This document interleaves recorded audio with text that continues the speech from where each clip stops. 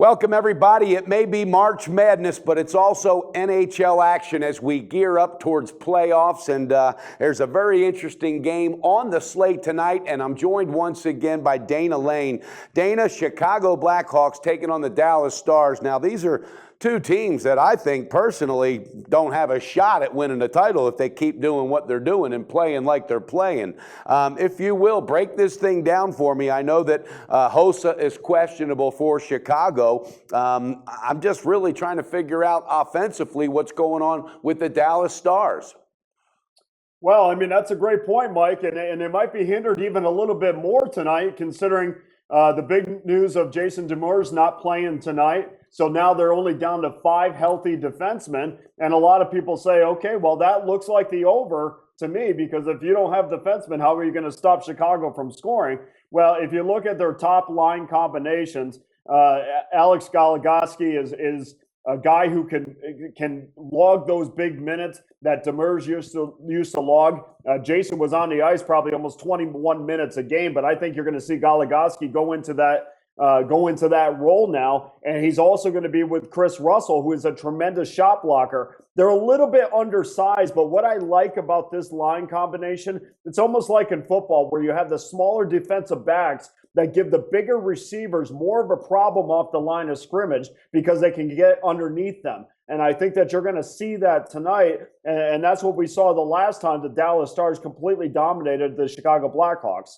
Now, Tyler Seguin has definitely been in a big funk, and he's due to come out at any moment. And then you got Spiza, who's really been hot. Jason Spiza, 4 goals in 4 games. What do you like as far as cashing a ticket in this? Would it be a side, or do you like the over or the under? I think we're going to go with the under on that. I seem to be doing that a lot lately, but we're going to go with the under on that because I think Dallas is not going to be as wide open as they usually are in knowing that they only have 5 healthy defensemen and knowing that Kari Lehtinen is back there in goal. And Kari's had some good numbers against the Blackhawks, but they certainly know that he's not the number 1 guy there. Not even sure they have a number 1 guy. And of course, on the other side, you had Corey Crawford that is made for an under. So minus 110 is the best line that we have at 5.5 under. Well, I'd be remiss if I didn't ask you this. When thinking about this play, did it not concern you that 5 of the last 7 contests in this series have gone over? And if you couple that with the fact that Dallas really has a depleted defense, does that not worry you at all? Or do you think that maybe this thing just might, go south the other way?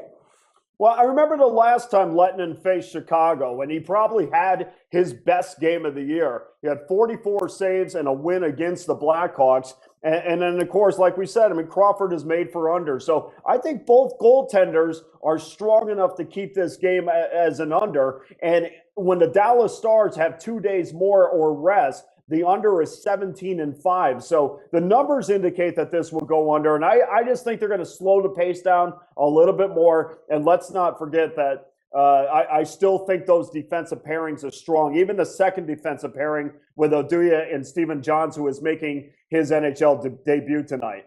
Okay, well, that makes sense. And, breaking down those hockey numbers, the numbers don't lie, so we'll see what happens. Okay, viewers, you heard it. Dana Lane likes the under. It's set at 5.5 goals. You can catch it for minus 110 right now on the money line. Again, Chicago Blackhawks, Dallas Stars, take the under to cash the ticket. Dana, thanks so much for being with us. I look forward to talking to you again real soon, my friend. Thank you, Mike. I appreciate your time.